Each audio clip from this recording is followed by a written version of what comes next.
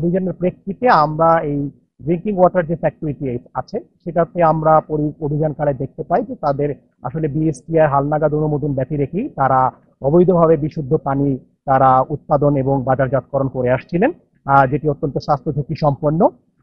এবং এ কারণে তাদেরকে 1,50,000 টাকা জরিমানা করা হয়েছে বিএসটিআর আইনে। এবং একই সাথে পার্শ্ববর্তী যে কয়েল ফ্যাক্টরি তাদের অনুমতি ব্যতি রেখে তারা যেহেতু বিএসটি এর লোগো ব্যবহার করছিল তাদেরকে আমরা 50,000 টাকা জরিমানার আওতায় আনি। অর্থাৎ দুটি ফ্যাক্টরিকে মোট 2 লক্ষ টাকা জরিমানা করা হয়েছে এবং তাৎক্ষণিকভাবে আদায় করা হয়েছে।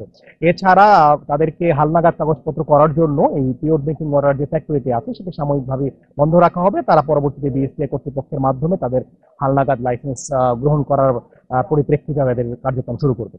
তাদেরকে ইতোমধ্যেই সতর্ক করেছি, আমরা যদি এই অপরাধের পুনরাবৃত্তি দেখতে পাই, বিএসটি এর প্রতিনিধি আপনারা জানেন যে তারা পরিদর্শকরা নিয়মিত পরিদর্শন করে থাকেন, আমরা যদি এই অপরাধের পুনরাবৃত্তি পুনরায় দেখতে পাই তাহলে অবশ্যই আমরা আরো কঠোরতম শাস্তি যেমন কারাদণ্ডের মতো শাস্তির দিকেও যাব, যেমনটা আমরা গতকালকের অভিযানেও কিন্তু কারাদণ্ডের আওতায় এনেছি।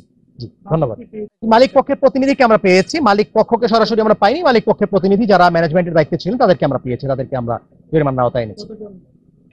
আমরা 2 ফ্যাক্টরিতে টোটাল 3 জনকে আমরা ব্যবস্থাপক হিসেবে পেয়েছি।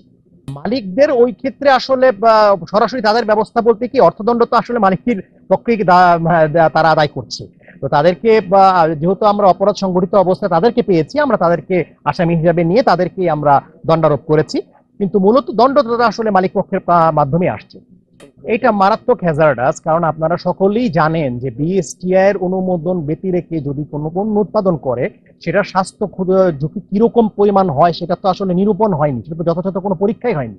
যথাযথ পরীক্ষা ছাড়াই যদি একটা পানি আমরা বাজারে যে পানিটা আমরা খাচ্ছি, আপনি আমি সবাই খাচ্ছি হয়তো বা রাস্তায়, সেই পানিটা সেটার যে গুণগত মান কি আসলেও যাচাই করা হয়েছে কিনা নাকি জাস্ট কোনোভাবে বোতলিং করে ছেড়ে দেওয়া হচ্ছে বাজারে সেটা তো আমরা নিশ্চিত হতে পারছি না। এই কারণেই তাদেরকে আসলে এই জরিমানার আওতায় আনা হয়েছে।